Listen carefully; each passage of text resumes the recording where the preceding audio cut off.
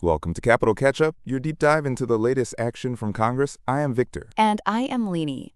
Today we have a lot of ground to cover, starting with several significant measures dealing with Native American community infrastructure, health, and land rights. That is right. Let us start in Alaska with the South Central Foundation Land Transfer Act of 2025, which has identical versions in Senate Bill 2098 and House Bill 3620.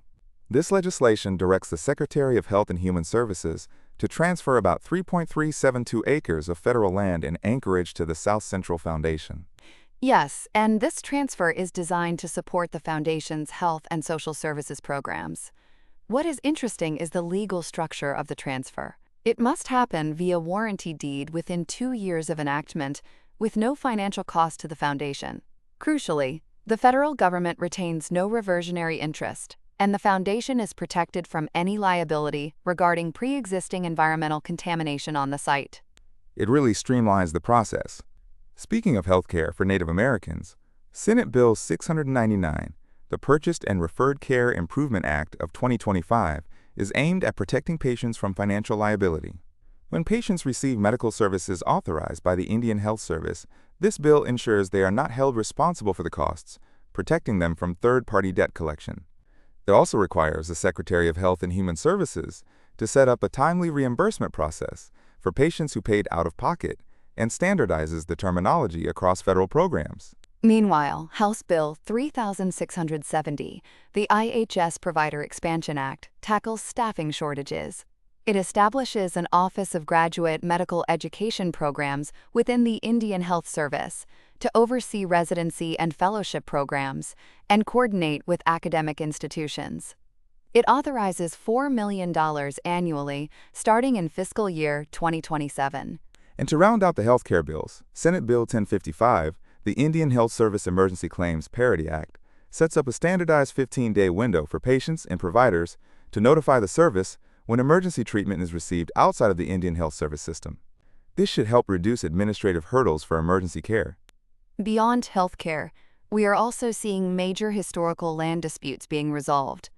House Bill 2916 ratifies a settlement agreement resolving long-standing land claims involving the St. Regis Mohawk Tribe, the state of New York, local counties, and the New York Power Authority.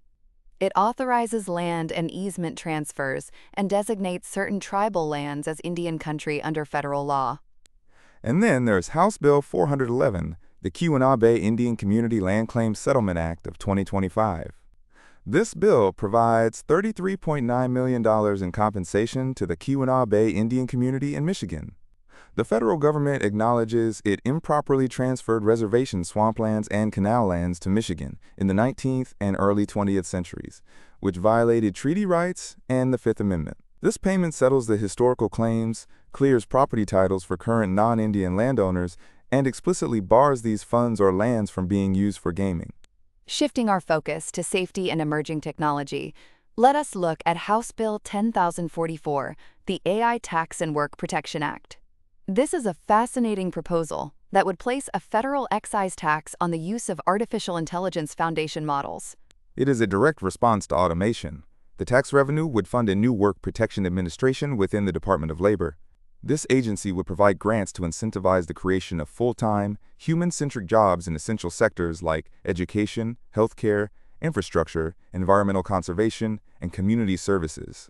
The tax rates would actually tie to national unemployment levels, prioritizing grant recipients that support strong labor standards like collective bargaining. That is a highly structured approach to workforce displacement. On the physical security side, Senate Bill 2542, the Federal Building Threat Notification Act, requires the Director of the Federal Protective Service to establish standardized emergency communication protocols within a year. This ensures tenants in federal buildings are quickly notified of violent threats like firearms, terrorism, or suspicious materials, and receive clear safety instructions. There is also House Bill 8535, the Measuring Illicit Fentanyl Trafficking Act. This requires the Secretary of Homeland Security to build standardized performance metrics to evaluate how effectively the department is detecting and seizing illicit fentanyl, while improving data sharing across agencies. Let us talk about everyday transactions. Have you heard about Senate Bill 1525, the Common Sense Act? It would actually mandate that the Treasury stop producing 1-cent coins or pennies for general circulation. Yes, although they would remain legal tender. To handle this, the bill sets up a rounding system for cash transactions to the nearest 5 cents. It protects businesses from liability when they use these rounding practices and requires the Federal Reserve to assess the economic impact of this change on vulnerable populations. In the federal courts, Senate Bill 4850, the Diversity Jurisdiction Inflation Adjustment Act, is raising the minimum amount in controversy for diversity cases from $75,000 to $150,000. Starting in 2030, this threshold will be adjusted every 10 years based on the Consumer Price Index. We also have Senate Bill 2677, which amends the Tariff Act of 1930 to allow Customs and Border Protection to share more information on suspected counterfeit goods with rights holders, lowering the threshold for action to reasonable suspicion.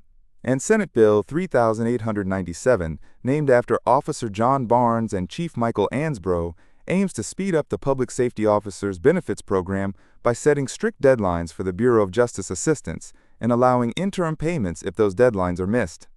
Looking abroad, the Senate has focused on House Bill 5334, the Lindsey O. Graham Sanctioning Russia and Iran Act of 2026.